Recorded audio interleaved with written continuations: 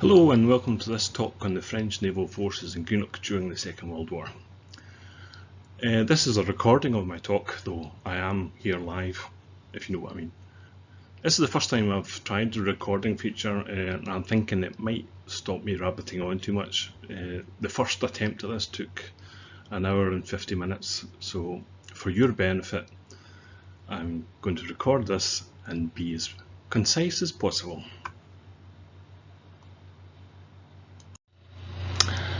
Tonight's talk is based on a chapter I did for my new book, the Inverclyde in World War II Resource. This is the consequence or the result of quite a few years of research into the Second World War in Inverclyde, and is based on an exhibition I did at the Maclean Museum in 2005. For this exhibition I asked people to bring in stories, photographs, reminiscences, and put that together in an exhibition which was well received. But in the intervening 15 years, the access we now have for digital resources online and for stories, etc. through Facebook has allowed this chapter and the rest of the chapters to be expanded significantly. I was in touch with a lady called Margaret Giret, whose father was a ship's commander in the French Navy. And she'd done a lot of research and guided me towards some of the resources in the French archives.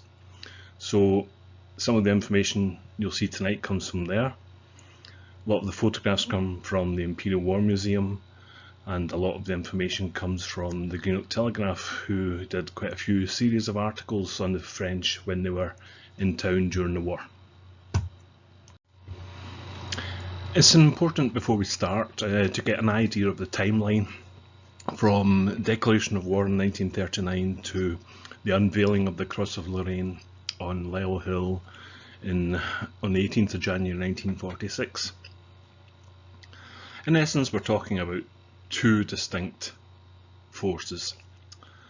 The naval forces of France, up until the establishment of the Vichy government in June 1940, and the Free French or Fighting French naval forces established by de Gaulle and others in June 1940.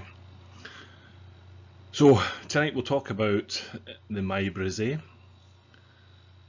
under the section for the French Navy, and then we'll go on to talk about the establishment of the French naval base in Greenock and the role of the Free French Navy in the Second World War, and in particular in Greenock. This is a photograph of the Maille Breze. Hopefully I'll stick to that pronunciation throughout the talk, but if I change, I do apologise. But I do believe that the correct pronunciation is the Maille Breze. This is a French naval destroyer. It had been busy during the spring of 1940, escorting the battleship Britannia and the cruiser Algerie, which were carrying on French gold reserves to the relative safety of Canada. In early April, she had gone to Narvik to intercept the German naval forces invading Norway, and by mid to late April, she had arrived alongside the HMS Warspite at Greenock Anchorage, or the Clyde Anchorage as it was called. This is a detail from a map showing the Clyde Anchorage, and just to give you the details of, there were exact positions where the ships were located and told to go to when they came into the Clyde Anchorage. The Maille Breze had arrived on the Clyde Anchorage of Western Approaches. This anchorage had been established because the Luftwaffe was now, after the invasion of France and Norway, had access to the east coast and to the southern ports of England. So the Clyde Anchorage was set up in order to have safe transport for goods in and out of Great Britain. This is a painting commissioned by the London stevedore company called Scruttons, who were evacuated from London in order to fulfill the job of supplying and carting and moving all the supplies that were necessary for convoys both in and out. So it shows just how busy the port was. As I said, Greenock, the Clyde anchorage became possibly the most important port in the British Empire at one time. And it's important to remember the role that we played in this war. The next couple of images give an idea of what the river was like. This shows the first convoy leaving the Clyde in September the 4th, 1939. Most of the ships were ex-liners or ex-passenger ships that were changed into troop ships, because obviously troops had to be moved around to the various theatres of war. This is, I think this may be the Torch convoy in 1943, I think. I could be wrong, but it's slightly blurry, but it gives the perfect viewpoint of the Clyde opposite Greenock and Gourock. If I use this pointer, you'll see in the forefront, this is RAF Greenock, and you can see several seaplanes in the water in front of it. Just in the bay at Cardo Bay, there are trawlers and little fishing boats, which again would do the small movements of goods, and then out in the approaches, or in the Clyde anchorage, you can see plenty of ships, of liners, cargo ships, etc. A great view, and it shows just exactly what the Clyde was like during the war. Another view has an extended version of the RAF Greenock. Took over the whole battery park, of course, and played a crucial part in the protection of the Clyde convoys, because the Catalinas, etc. landed here and would support the anti-submarine part of the Atlantic campaign. This is a nice view of a convoy getting ready to go, and obviously corvettes, destroyers leading the way or supporting the tankers and the cargo ships coming in and out of the Clyde. This is a scene taken from the Greenock Telegraph of 1940, and it shows a quite famous person when we talk about the French in Greenock, and that's Mrs. McGill, second on the left. She was a French native who'd married a local man, but this is part of an article which shows, as the Greenock Telegraph would like to show something different, something unusual, and this was the arrival of the French for shore leave. This article continues. Scramble for dictionaries, it's called. When the French sailors arrived in town, there was something of a scramble to obtain English-French dictionaries and phrasebooks. Even the naval authorities found it necessary to secure them. One local bookseller spent the best part of one Sunday searching for dictionaries and copies of Jane's fighting ships. The language difficulty did not trouble all the townspeople, however. At a French class, the speaker, Monsieur Jean-Jacques Oberlin, was given the assistance of 5 of his fellow countrymen, sailors who had been given shore leave. The men had been invited to the class by one of the students, who made their acquaintance. While working in a canteen, the students, who can speak a little French, enjoyed the experience. The story of how they did it is too long to tell in detail here. It was no laughing matter. Anything connected with food is a serious subject. Money was another difficult subject. Some of the men were from Brittany and a sprinkling from, of all places, Alsace. Others were Meridionales from the Marseille-Nice region. Some had never been out of the Mediterranean in their lives. They knew nothing about English coinage. They stared doubtfully at unfamiliar florins and half-crowns, audibly wondering at times whether they were not entitled to get 10 coins in some sort of change when they proffered a 10-franc note. All the difficulties were, however, straightened out in the end, and with Mrs. McGill acting as interpreter and general adviser, the commissariat department were assisted to spend well over £100 in local provision shops in 2 days. Meanwhile, other French navymen were strolling round our streets and making themselves at home. Everywhere they went, they attracted interested attention, though not many citizens plucked up enough courage to try giving them a French greeting. These are a few of the Telegraph articles that were published at the time,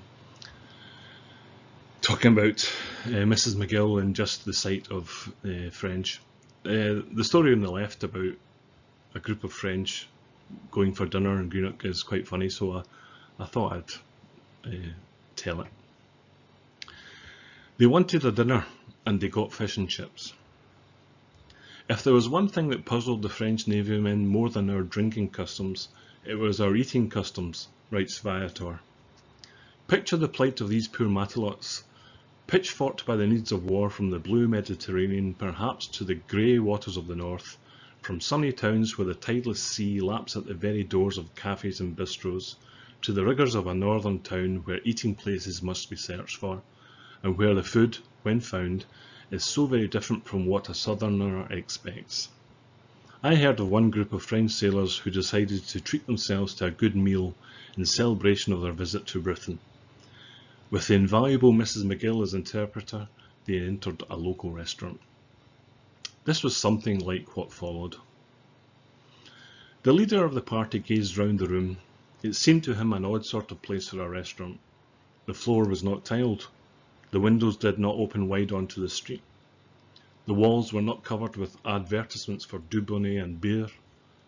There were cloths on the table, and starched ones at that. However, Madame, he said, we would like to begin with some nice oysters, say half a dozen each.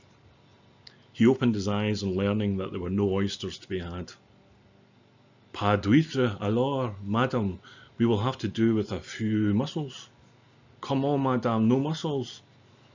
He discussed this phenomenon with his companions. Well then, madam, order for us, if you please, some sardine.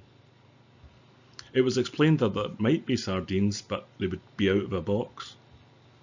En bois, he stared, horrified. None of those fat and succulent fish that they pull out of the Mediterranean by the million? No, not one. The sailor looked crestfallen. It was evident that this war was a more serious thing than he had thought. He told his companions, and they all made appropriate comments, not quite suitable for translation. Eh bien, madame, he began again. Tell them, if you please, that we will have to be content with a salad. Not a very big one, just some nice crisp lettuce, a little beetroot perhaps, and some hard-boiled eggs, and plenty of oil and vinegar and garlic. Then we will consider what else will follow. It seemed, to the French of the Midi, a simple enough order. What they said when they learned that it was almost as unattainable as the oysters hardly bears repeating. When the turmoil died down, one bold spirit took the situation in hand. At least, madame, pour l'amour de Dieu, command for each of us a good bottle of wine. That will do as a beginning. But that is not the beginning of this history, but the end. For the shock of learning that wine was simply not to be had reduced the visitors to as near a state of silence as French sailors can even achieve round a table. They were so baffled, dumbfounded and bemused at the strange customs of the British that they could hardly find any words to express what they thought of fish and chips and tea. They will go back to the Midi telling their friends a great deal about the kindness and generosity of their hosts.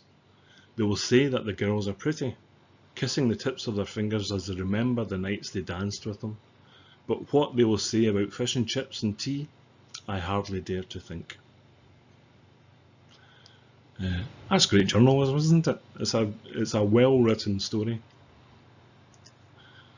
So this is the situation in Greenock when the sailors of the French ships that had sailed into the Clyde arrived on the streets of Greenock.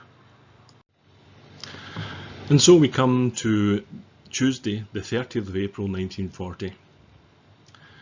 This is an image of the Maille Breze at the Clyde anchorage. I'll start with the story as retold by a John Bridge who was on one of the ships in the Clyde. On the 28th of April 1940, we were in the Clyde at Greenock at about lunchtime when there was an almighty explosion. The French ship Maille Breze, a heavy destroyer of 2,400 tons, had a torpedo accidentally fired along her deck and into her forecastle, causing an explosion and setting fire to fuel oil and the main forward magazine, killing and maiming many of our crew. The whalers from the fire deck were the first there. I was with the Dr. Lato. We did what we could for the injured, but there were men trapped below decks, and the fire was getting worse. In the end, men trapped put their arms out of the portholes so we could inject them with morphine. The ship went down with them still inside. I still have dreams about that today. These are 3 other photographs of the Maille Breze. The bottom right one is a more clearer version of the one on the previous slide. I'll now tell a story from the viewpoint of the auxiliary fire service, the local men who were sent out to try and put out the flames. At approximately 1400 hours, some new recruits to the AFS were attending a lecture when they heard a large explosion, which was quickly established to be of a major nature.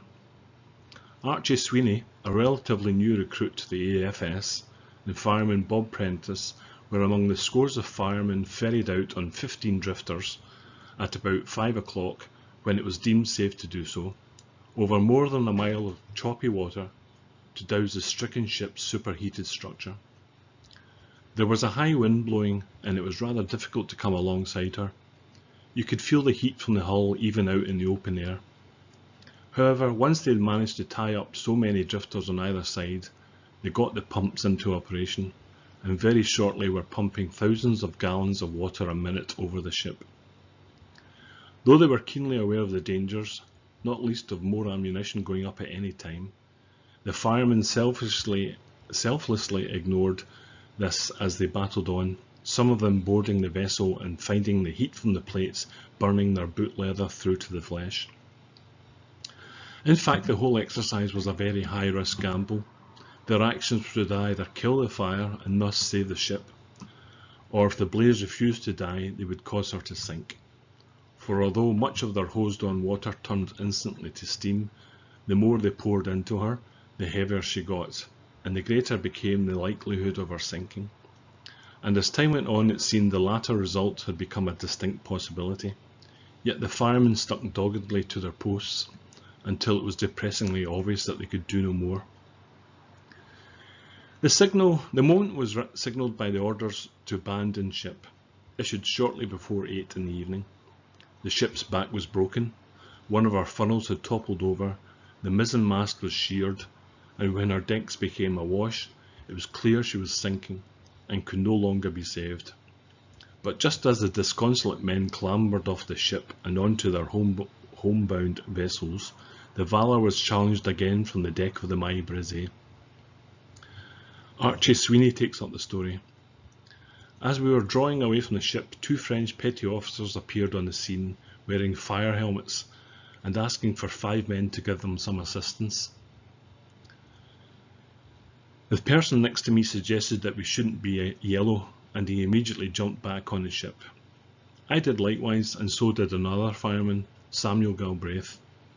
So the situation then was that we were standing on the deck of a ship that was going down rather rapidly, and all the drifters had left us, so we were isolated. Trying not to think about the perilous position, the 3 volunteers asked what they could do to help, and the officers suggested that they try to release the anchor chain, presumably to enable the sinking bow to come up. Though I wasn't sure that was a good idea, but even as they made their way towards it, they realised there was no chance. They were now in very deep trouble, with no means of saving themselves. They realised there was no hope, that they were now in a dangerous situation. The water was rising very rapidly now, and the deck was at quite a severe angle. Was the 3 men's bravery about to cost them their lives? Had they volunteered only for a watery grave? It certainly looked like it, but amazingly, at the last moment, their prayers were answered. They could hardly believe their eyes as suddenly, from nowhere, a little motorboat with 2 French sailors on board drew alongside, and they waved to us to jump on board. Up to their knees in water, washing over the big ship's deck, Archie and his mates waded gratefully over to the edge of the deck. But at that critical point, one of them suddenly froze on the spot.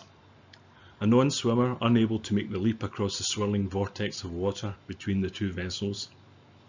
I was actually the last to leave, says Archie, because in the end I just had to push him off.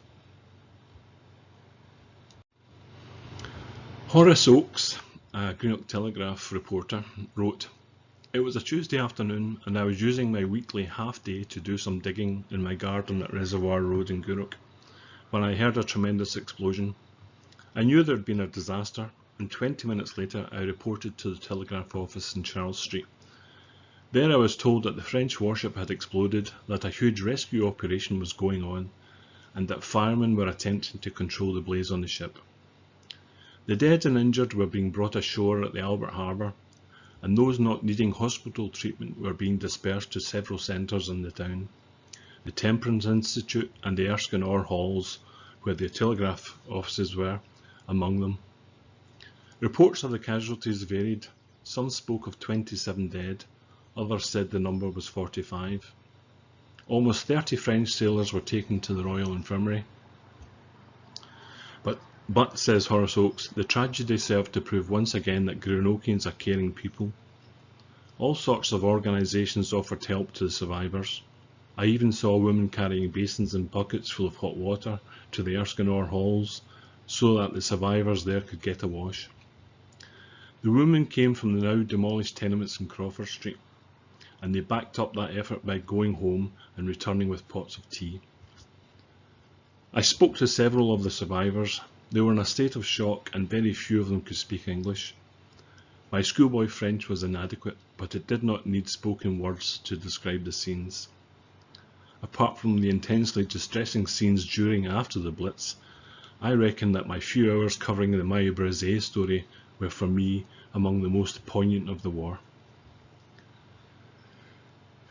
I remember my dad talking about how he was an apprentice in Cartsburn when the explosion happened, and my grandpa wrote in his diaries about rushing down to the Mechanics Institute to see if there was any help. It's something that's definitely stayed in the memory of Greenockians, and I believe that the outcome of it all was that no longer will ships just have portholes under the waterline or at the waterline. There has to be at least one that can be used for escape, and this was due to the experience of the French sailors on the Maille Breze. The survivors from the Royal Infirmary were taken and billeted with local families after this, usually with families who had some French speaking knowledge. These are photos of 3 sailors, Pierre, Marcel and Raymond, who were billeted with Francis Dunlop's family.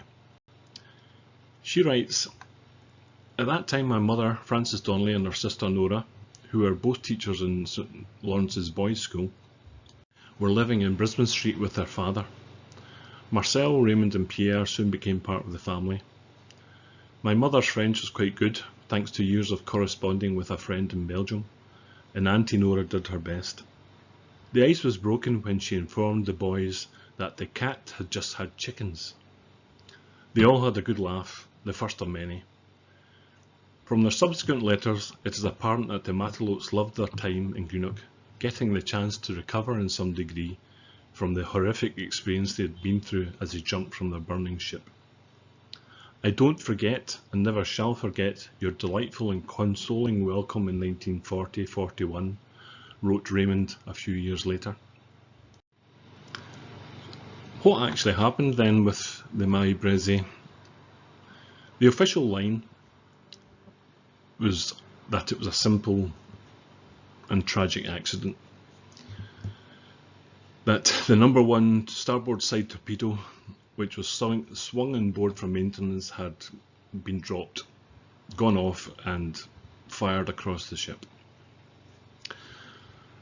This has been the subject of some discussion over the years. One is in the book by Neil Acherson, The Death of the Fronsac.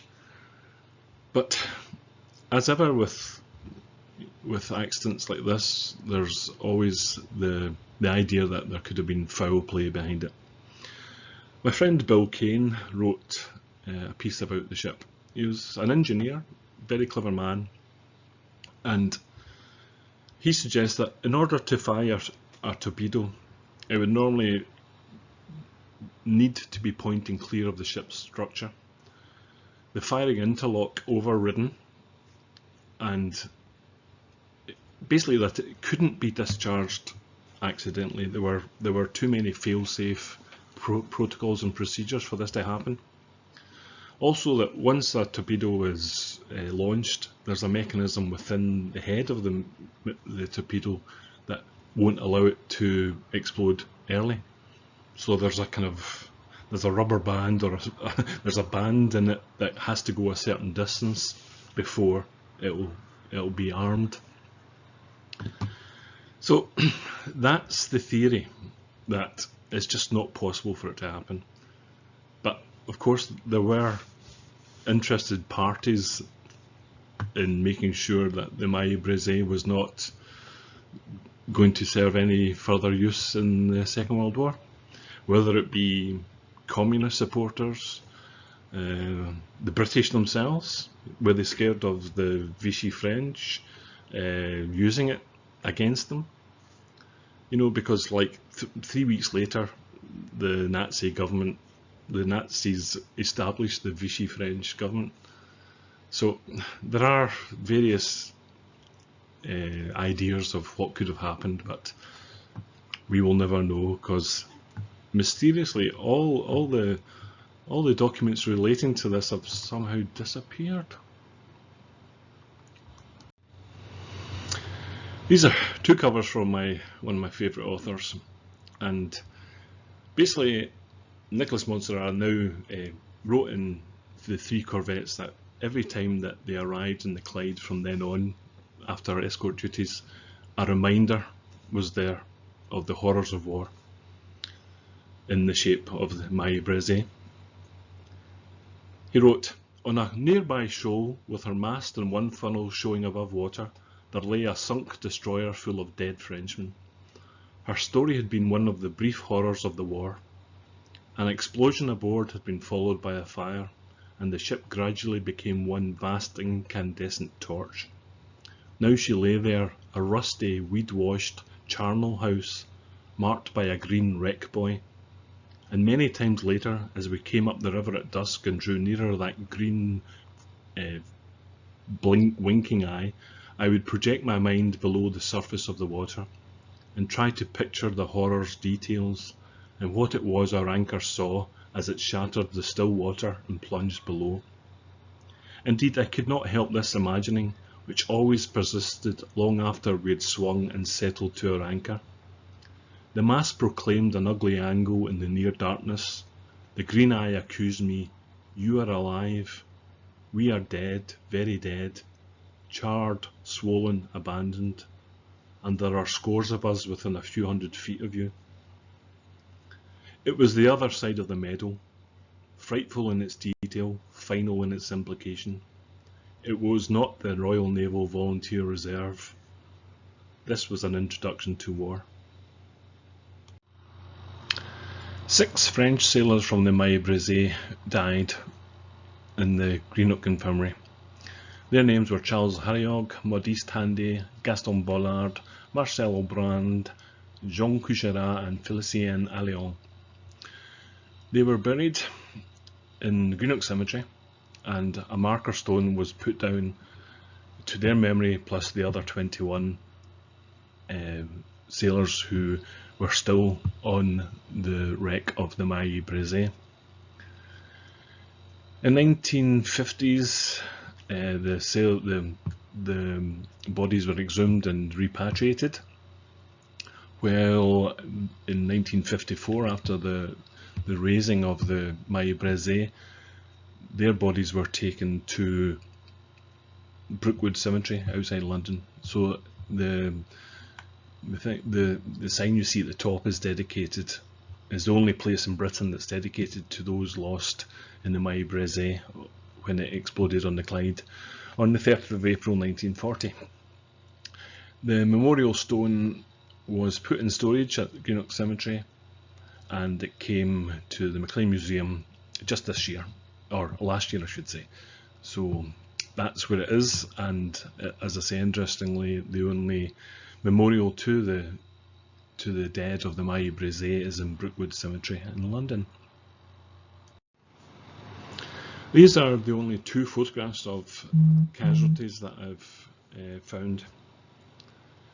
These are Gaston Bollard, who died in the Greenock Infirmary, and on the right, Corentin Rieu, who I presume was one of the sailors who died on board and who wasn't released or buried until 1954. So as stated earlier, the Maille Breze remained in place until 1954, when the operation to raise it began and to remove the bodies of the remaining 21 sailors. The ship was then taken to Smiths and Houstons in Port Glasgow for breaking up. And there was a memorial mass at St Lawrence's Church. These are a few photographs of the operation to recover the ship or to raise the ship. Just some details. So we've come to the end of the French Navy part of the story, and it ends with the Maille Breze. From this point forward, we talk about the Free French Navy, but it's important to get this distinction. As we saw in the timeline earlier, Vichy France was established in June 1940, but this wasn't accepted by de Gaulle, who made a famous call to arms, which I'll show you later. But this was the start of an active fight against the Nazi forces.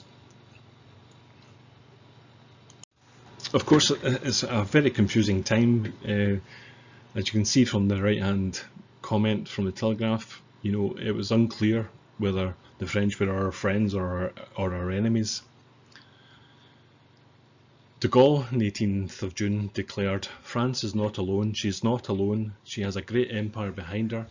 Together with the British Empire, she can form a bloc that controls the seas and continue the struggle. She may, like England, draw upon the limitless industrial resources of the United States." This is true, and this is what happened, but unfortunately de Gaulle was not liked by Roosevelt in particular, who thought he was setting up to be a dictator or despot. But de Gaulle was quite a strong personality, and got his way eventually. But as I say, this is when you have to distinguish between the German-backed Vichy French and the Free French led by de Gaulle, amongst others. This is the famous Cross of Lorraine. It was originally thought it was designed or suggested by Admiral d'Argenleu, but other people have suggested that it was in fact Admiral Muselier who was in charge of forming the Free French Navy. However, it was chosen to demonstrate or to recall the perseverance of Joan of Arc, the patron saint of France, whose symbol it had been, and also where she was born in Lorraine. It was also as a response to the swastika, so as something positive, a symbol of not rebellion, but of opposition to the swastika.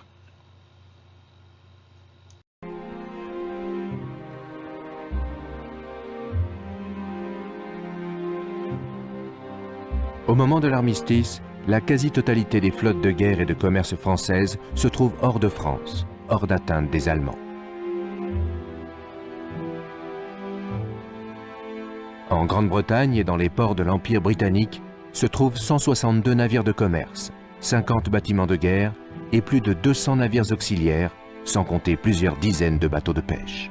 Au 15 juillet, sur 11 500 membres de la Marine nationale repliés en Grande-Bretagne, 882, dont 30 officiers d'active, ont opté pour De Gaulle et 700 pour la marine britannique. Ainsi, en quelques jours, la situation de la marine française gaulliste est devenue presque critique. On ne peut réarmer que quelques navires avec ses effectifs dérisoires et les futurs ralliements arriveront au compte-gouttes. Aux problèmes de personnel s'ajoutent les difficultés matérielles, car la plupart des navires ralliés sont dans un état médiocre. Mais en quelques mois de travail acharné, on répare le Triomphant, la Minerve et de nombreux petits navires. Et le 24 décembre 1941, les corvettes Mimosa, Alice et Aconite et le sous-marin géant Surcouf s'emparent de Saint-Pierre et Miquelon, malgré les réticences des Britanniques et l'hostilité des Américains. La population accueille chaleureusement l'amiral Muselier et les Français libres. En Manche, à partir de 1942, les chasseurs de mines et les vedettes lance-torpilles des FNFL multiplient les patrouilles, escortent des convois et lancent de nombreux raids dans le secteur des îles anglo-normandes.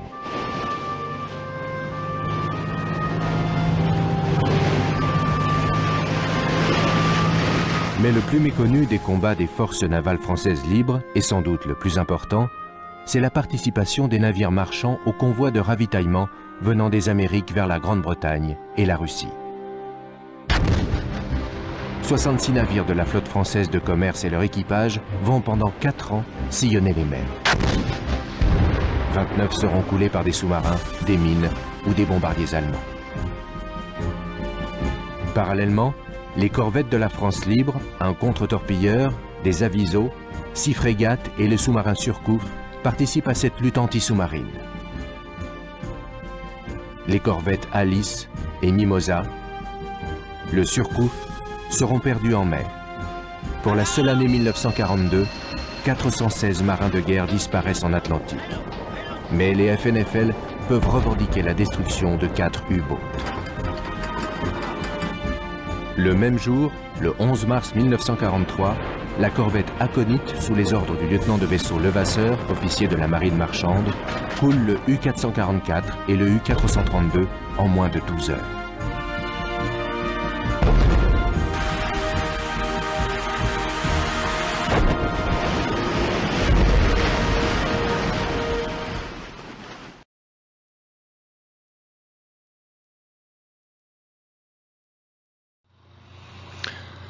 Just to give a couple of examples of the Cross of Lorraine and its Greenock connections, this is, you can see this on the stairs up to the municipal buildings in Greenock. And here is a photograph from 1943 showing the municipal buildings committee room, or the meeting hall, and you can see just in the top right, get my magic pointer out, you can see the Cross of Lorraine here, obviously on its side because it won't fit, but again, this is Provost Morrison and this is Drummond, I believe, one of Drummond's packaging, who was on the council. So just to show you the local connection as was in the 1940s and still present today. This is the famous call to arms by de Gaulle in 18th of June 1940. Known as one of the most famous speeches in history. There was more to it than just a call to arms. This was a political statement by de Gaulle. He didn't want to be saved by the Allies. He didn't want to be able. He wanted to be able to look them in the eyes after the war, and look his fellow Frenchmen in the eyes and say, "We helped in the fight against Nazism." So he insisted. This is why he insisted that there were separate French forces. So the Free French Navy, which was operated from Greenock and in North Africa, were distinct French forces. They weren't part of the British Navy, although this was Churchill's idea at one point, but de Gaulle insisted that it was a French Navy. The initial call to arms was successful, but it was not a large amount. As I said earlier, the Vichy government demanded that those French sailors interned in Britain were returned, but many did stay and formed the nucleus of the Free French Navy. This is a great photo of one of the French ships that came over to the fighting French, or the Free French. In total during the war, around 50 major ships and a few dozen minor and auxiliary ships were part of the Free French Navy. It also included half a dozen battalions of naval infantry and commandos, as well as naval aviation squadrons, one aboard HMS Indomitable, and one squadron of anti-submarine Catalinas. The French merchant marine siding with the Allies counted over 170 ships. So we can start telling the story of the Free French in Greenock, or the Fighting French as they became known. The Telegraph reports, the story of the French base began in the dark winter of the disastrous year of 1940. To the Germans it seemed that France was out of the war for good, but even in the first 6 months since de Gaulle's broadcast, French soldiers and French sailors were already training by the side of their allies in Britain. Then it was decided that the Navy of Free France could have the honour of taking part in the Battle of the Atlantic. And so, one dreary December morning, 8 Frenchmen wearing the Cross of the Lorraine arrived at the Greenock Central Station. 1 chief petty officer, 1 officer and 6 sailors. Their instructions were to establish a base for the French fleet, but that seems to have been at the beginning and the end of their orders, for apparently they had almost nothing else in the way of information and advice. This was the start of the build-up of the Free French Naval Forces in Greenock. One source of sailors, there was apparently an island off Brittany called Seine, S-E-I-N-E, in which the whole male population absconded or left for Britain, coming to Greenock in order to man the ships, including quite a few young boys, and I think the boy on the left is a prime example. The photograph on the bottom right shows, or is described as, Free French sailors in Scotland. Is that a Greenock house? It's possible, but again, this just shows. There was also the Merchant Navy. This photograph shows the ship Saint Bertrand in Glasgow in 1942. There was, as I said earlier, there was over 170 merchant ships came over to the Free French side. A few hours after their arrival, however, they had opened up a small office in Church Place. Within a day or two, more men had arrived, and the office was moved to Cross Shore Street. Here the little party worked and strove for a few months to get things going. Then came the Blitz, as you can see in this photograph just opposite Cross Shore Street, and in one night the results of their work was gone. But in a moment the hand of the Royal Navy was stretched out to help them. In some rooms in Denison, the old Crawford mansion at the corner of the playing fields in York Street were put at their disposal. From the first, they made it a point of honour not to ask for any help if they could do the job themselves. In their own ranks, the men of the French base found masons, carpenters and handymen. All these worked well. As more men reached the base, more accommodation was needed. The lonely little group that had first walked into Church Place was now a sizable company. More and more rooms were taken over in the house, then the base overflowed into Drum's farm behind. Byres, stores, sheds, barns and cellars, many of them in a dilapidated state, were cleaned and patched and altered and turned into suitable quarters. The men had their reward in this fact that when the French ships put into Greenock, the French base was ready for action. There had to be somewhere for the relief crews to stay, somewhere handy so that they could embark whenever needed. That meant barracks.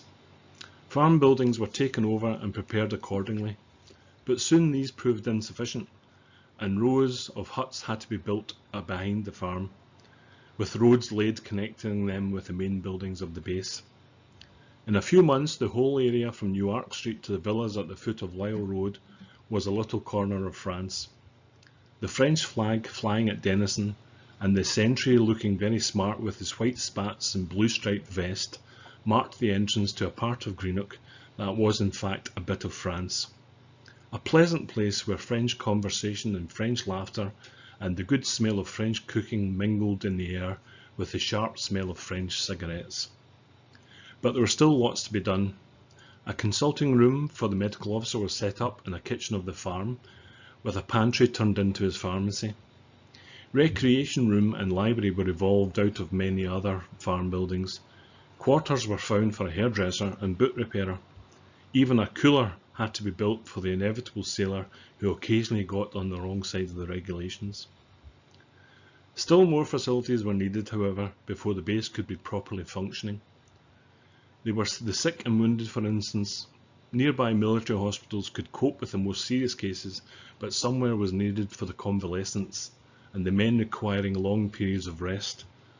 So with the assistance of the Scottish Department of Health, a base hospital was established in the old mansion of Knockderry near Cove. Still, there was the problem of themselves, strangers in a strange, if friendly land, who needed somewhere to go to when they returned to port. After a long search, suitable premises attached to the Martyrs in North Church, and here, after a lot of hard work, there was evolved an assembly hall with a canteen, library and a reading room for sailors and petty officers. 2 dormitories for men in transit were also established. As to be expected, there were cases of accidents, etc. This is 3 reports. One of dangerous driving, a French sailor found asleep, and some poor soul who was killed in a blackout. So the Cross of Lorraine went into the Battle of the Atlantic, borne on board the first corvettes of the fighting French Navy to operate from Greenock. By the time the base was at full strength, it had a charge of 8 corvettes, 2 of them built in Greenock. Corvettes are small, almost like whalers, you know, very small and very, if you've read The Cruel Sea or seen The Cruel Sea, they're not pleasant places to be on, but these were the ships that the Free French were given in charge of. The first heavy loss sustained by the base was when Captain Biro, who you see here, was lost on the ship Mimosa. As a consequence, the base at Greenock was renamed Caserne Commandant Biro, and later a requiem mass was held, for which I think this is the notice of the service, for which this is the photograph outside St Mary's.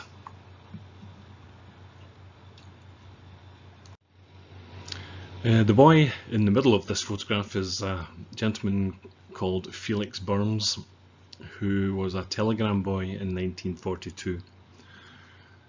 He came in and told me this story in 2004. I saw plenty of what was going on in the area, as the telegram boy uniform let you in just about everywhere and anywhere. I've got a photograph taken in 1942 of me in a small French ship. I was delivering a telegram to another boat, and as I was going across this French boat, the Fleur d'Auchan was its name, the French sailors were taking pictures and asked me if I'd pose with them. So I posed with the skipper and we switched caps for the photograph. I last saw poor Felix in a ward in Ravenscraig. It must have been about 8 years ago. He had Alzheimer's, but it's a lovely story and a lovely photograph. In this photo you can see the rear of Drum's Farm and the visit of Admiral d'Argenleu in 1943.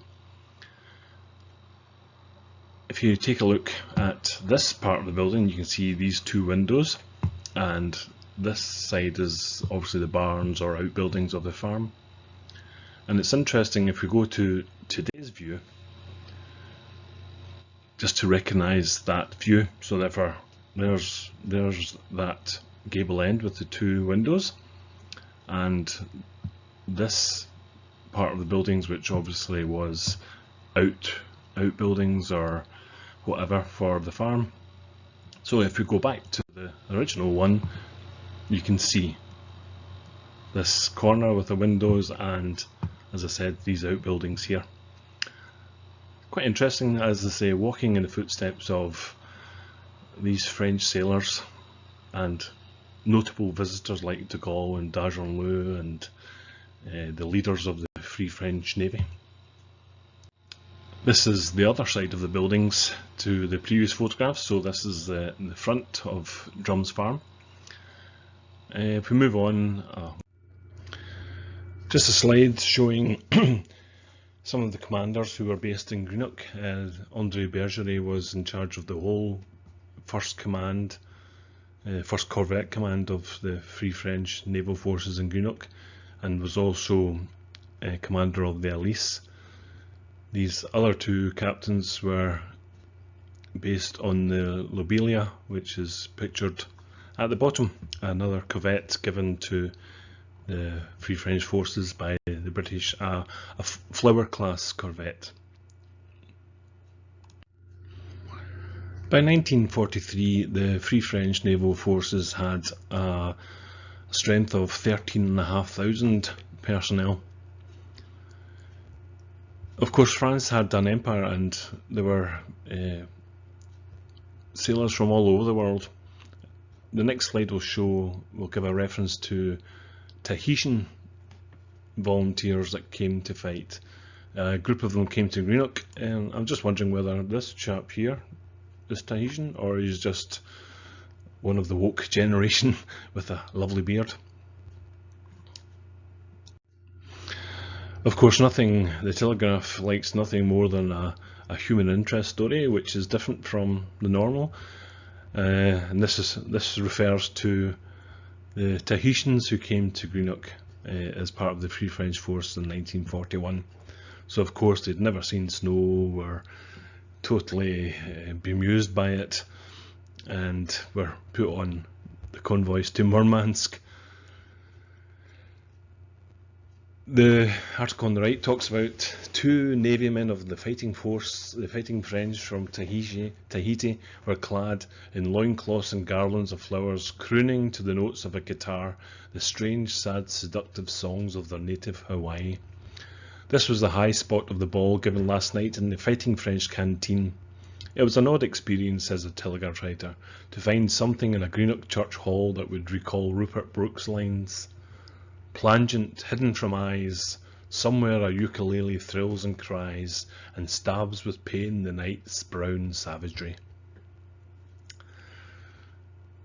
Telegraph reporters were certainly, educated, literature being quoted left, right and centre.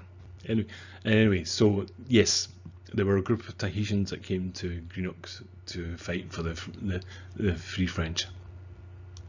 So we have another few slides showing the Free French Naval Forces in Greenock. This is a great photograph, A, for the the pictures of the men, but also showing the scene, which is obviously over towards Clarence Street and that area of the harbour. Again, image of the Free French on board the Juliette with another couple of corvettes to the front. Another photograph from the Imperial War Museum collections showing the Free French in Greenock. Next photograph is the crew of the Akoni, which I'll talk about later, but basically this is the ship that sunk 2 submarines in the one operation and captured many U-boat crew.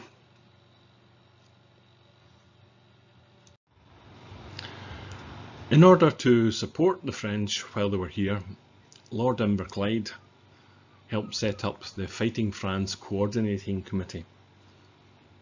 This is the image in the centre is Lord Inverclyde when he was part of the Scots Guards in the First World War. On the left is Professor Mackey, a Scottish history professor at Glasgow University, who just so happened to be a lieutenant in the 5th Argylls during the First World War. And on the right is the Provost of Glasgow, the Sir Stephen Bilsland, if that's how you pronounce it.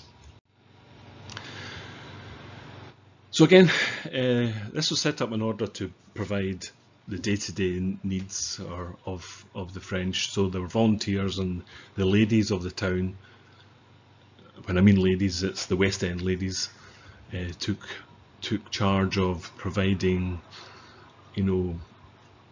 just services for their comfort, so darning, washing, all this kind of thing, entertainment. This is a photograph of Lord Inverclyde with boys, French boys who were over on holiday or having a break in Glasgow. Lord Inverclyde took the plight of the French to heart during World War II and formed the Fighting French Committee, of whom a Mrs. Lowe of Pitcarrow, 19 Clough Road, was chairman. One of the first aims was to set up a canteen for the French in Greenock. The Martyrs in North Church Hall on Westbourne Street was originally in use by the RAF, but the Admiralty took it over and presented it to the Fighting French in November 1942, when it was opened by Rear Admiral Hill as a Foyer de Marine, or sailor centre. A convalescent hospital was also set up in Cove. This is Knockderry Castle, as we mentioned earlier, and a French-Scottish centre was established in a house at Charing Cross in Glasgow, all supported by the Fighting French Committee. For his efforts, he was awarded the Commandeur Légion d'Honneur, the Médaille de la Reconnaissance, the Médaille de Ville de Nancy, honorary citizenship of the town of Brest and Villette-sur-Mer, and an honorary doctorate of the University of Dijon. These are a couple of photographs of Knockderry Castle at Cove, which was assigned to the Free French Naval Forces in 1942 to be used as a hospital and recuperation centre for the French Naval Forces. It had belonged to the Templeton family, I believe, of carpet fame. It is of note in the Free French history in that in 1942 de Gaulle arrived suddenly here without his usual notice, and Tim Luckhurst, the journalist, suggests that he was here as a front while his opposition Darlan was assassinated in North Africa. The money found on the assassin apparently came from money or notes that were given out at the Free French headquarters in London by de Gaulle. So that's the theory, that in order to provide not exactly an alibi, but just to show that he was busy doing something else, he appeared at Knockderry. Apparently introducing himself individually to the 13 nurses that were working there, and then going back over to Greenock to go to a dinner or a dance with the committee and the Free French there. So another interesting theory of the nefarious doings of the Free French Forces and de Gaulle during the Second World War. This is the confirmation of the use of Knockderry House. Interesting just for the use of the FNFL stamp on the left and the address of Lieutenant de Vaisseau Longley at FNFL, 79 Newark Street, Greenock. So I've managed to get to slide 61 without mentioning the reputation of the French forces in Greenock for affairs de l'amour. It was the fact that quite a few ladies were attracted for some reason to the French language, the French men with their striped vests and their little pom-pom hats. But it did become an official problem when several, or in fact lots of people complained about the French sailors and their ways. So much so that railway carriages had to be tours by the military police to ensure that the Free French sailors were not using them for purposes other than what they were meant for.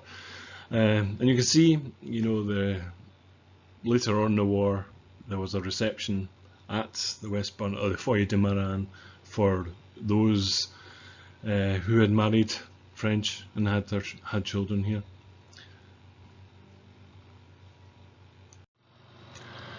After the men were seen to, the officers had their turn. With the assistance of the Fighting French Committee in Glasgow, a French naval club was established at Finnart Street and attractively decorated and furnished so as to provide living rooms, bedroom and a restaurant. One pleasant feature was common to the canteen, the officers' mess at the Drums Farm and many of the other rooms at the base. On the walls, Monsieur Leopold Pascal, pictured on the left here, official artist of the French Navy, painted landscapes, seascapes and other decorative murals to remind those who saw them of the land they had left or the great service in which they were engaged. It's a pity that none of these are still extant. It would tell a great story of Greenock in World War II and its intimate connections with the French. Again, it is a pity, but we'll just have to make do. This is the kind of work or example of his work, and as I say, it was to give an idea of home from home, what they were fighting for, etc. The one constant name throughout the Free French stay in Greenock is of Henri Longley, who was commandant of the Greenock base, then director of the French naval training established in Britain 1943 to 45. A small man, he was based, as I say, Drums Farm, the foot of Lylefoot Road. But there's a story from a book called The Flying Sailor by the Rear Admiral André Jubilin, who was in Greenock at one point, and he tells a story about Henry Longley. The days passed in anticipation of a new departure. They were full of hopes and vicissitudes. Even the comic side was not entirely lacking. The Free French Forces base, commanded by a naval lieutenant called Longley, an ex-consular official, was situated just at the entrance to the town. It was a former farm, surrounded by a high wall and flanked by 4 busy streets. It happened that 6 of our merchant seamen had been threatened with punishment for trying to join the French Navy. Longley took them under his protection. This was a breach of the regulations, which it was the duty of the civilian authorities to enforce. Longley had therefore placed himself in an invidious position with them. The captains of the merchantmen in question complained to the British. A civilian official called upon Longley and requested him to have the men sent back to their ships. The official met with a polite refusal. The police were called in and sent 12 constables in charge of an inspector, who demanded, with threats, the surrender to him of the deserters. But he had no better success. Longley was then tackled on the telephone by some very high-ranking authority or other, to whom he gave the sharp answer. The base, he said, was French territory. He was armed and he would allow no one to enter it without his permission. He then proceeded to declare a state of siege and stop traffic in the neighbouring streets, where our sailors took over police duty and directed vehicles elsewhere. The British police evacuated the field and complained to the Admiral. At this point I intervened. I was the senior officer in the roadstead.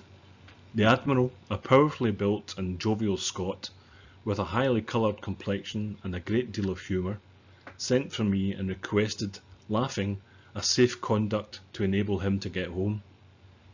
The measures taken by Longley had amused him. It was thanks to his courteous attitude that I succeeded in having matters left as they were.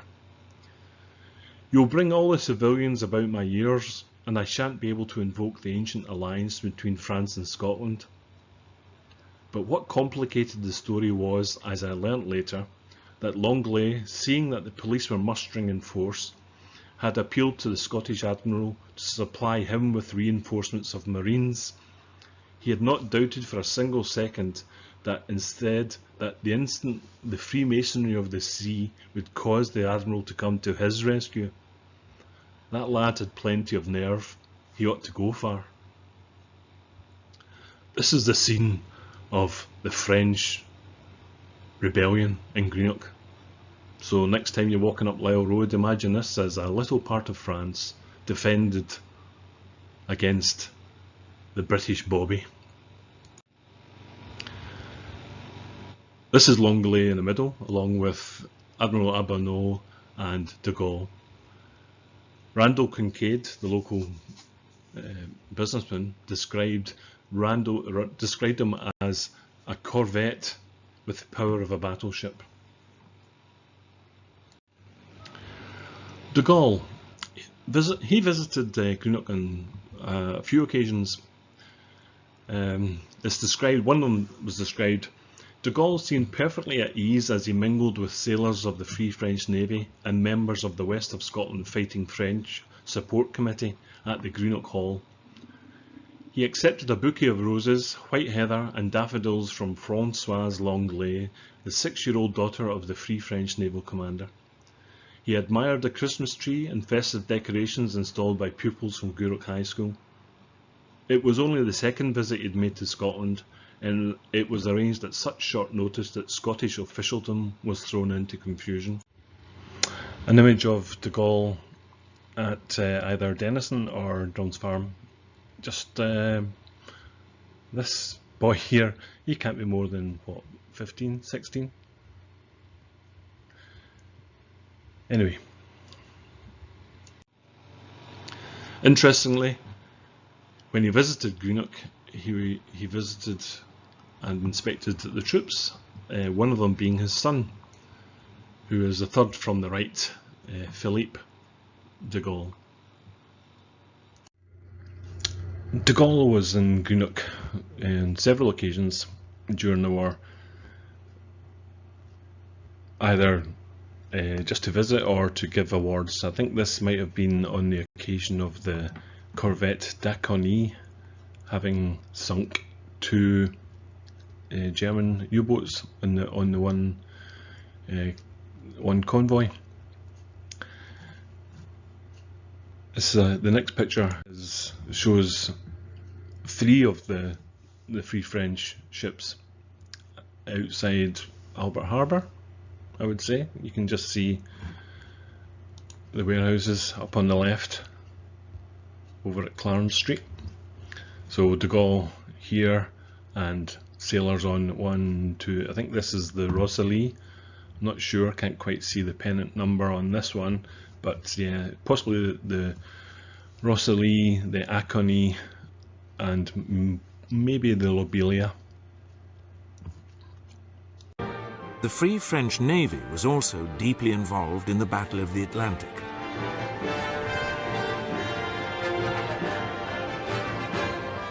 Its ships escorted convoys and battled against the U-boat menace. The corvette Acony achieved the almost unique feat of sinking 2 U-boats in one day on the 11th of March 1943.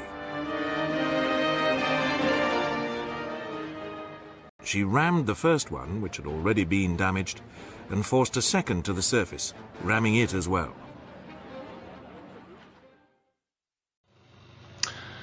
This is a picture of the Acony as on its return from its successful mission in sinking 2 submarines. This looks like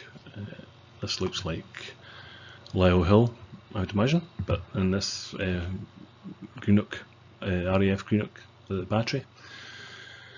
So again, this was one of the most important things that happened to the French, Free French, when they were in Greenock, and they took great advantage of the publicity that this allowed them to produce.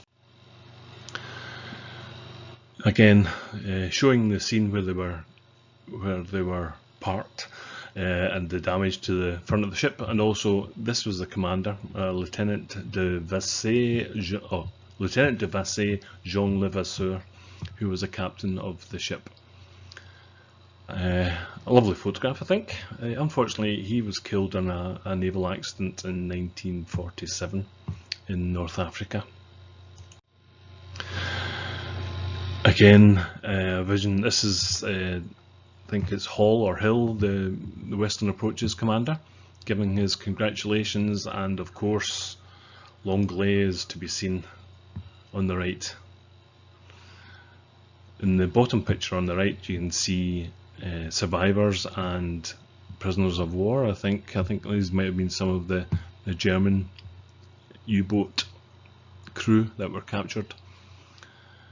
A lovely scene of the Free French on the Clyde celebrating their most remarkable achievement. On another occasion, de Gaulle had lunch with Provost Morrison of Greenock at the council chambers and inspected a Free French warship moored in the harbour. In the evening, he attended a dance in the Free French canteen in Greenock. Music was provided by Jimmy Miller and his band, and a British soldier, Gunner Park, performed conjuring tricks. The Greenock Telegraph recorded that he was assisted on the stage by 2 French sailors who seemed completely baffled. Oh, to be a fly in the wall for that evening's entertainment.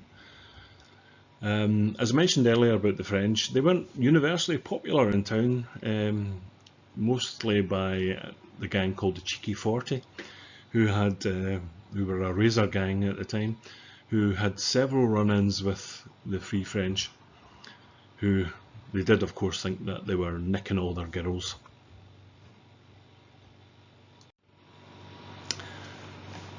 So the war is over, and the French decide to do something to mark their presence.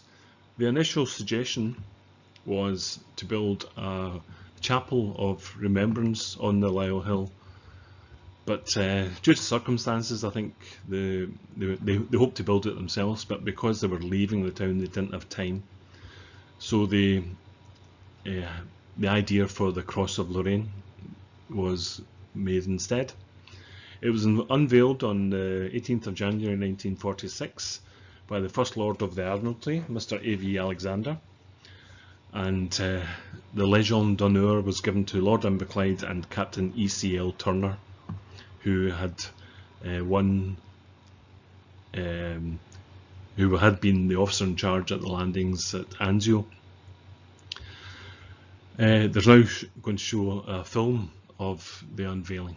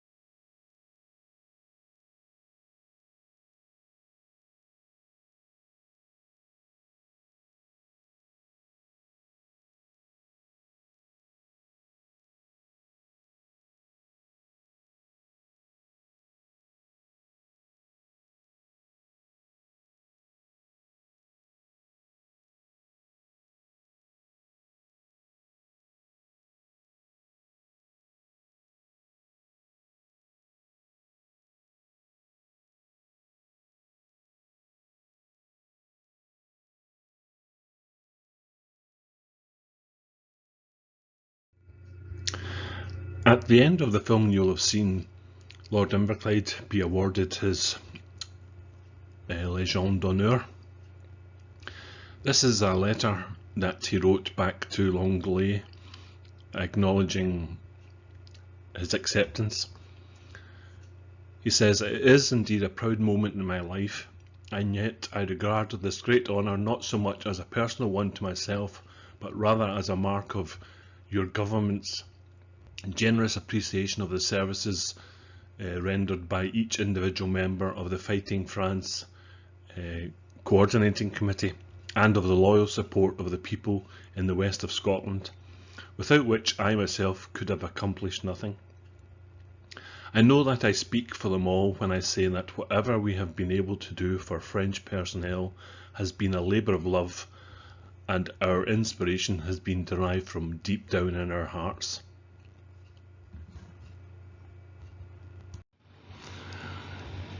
These are a couple of items from the archives in France, just showing that Langley had commissioned the work from Gray and Company sculptors in Glasgow, costing them, what, £600 or whatever, and that McAllister and Fife supplied the gold paint.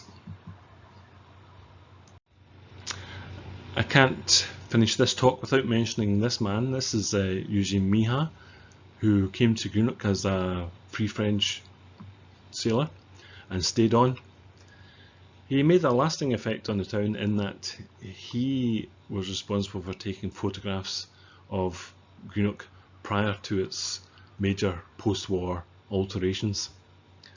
As you can see from the popular Miha collections of photographs. One of the photographs, and one in which I'll leave you tonight, is the Free French Memorial. And it's quite apt, you know, that I finish with this photograph taken by Eugene.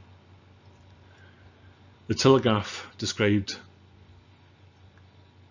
the scene, or the end of the French as in Greenock, in the following manner: "Soon now the French base will be closed down, and with it will end a romantic chapter in French naval history, and a romantic interlude in Greenock's grim experience of war.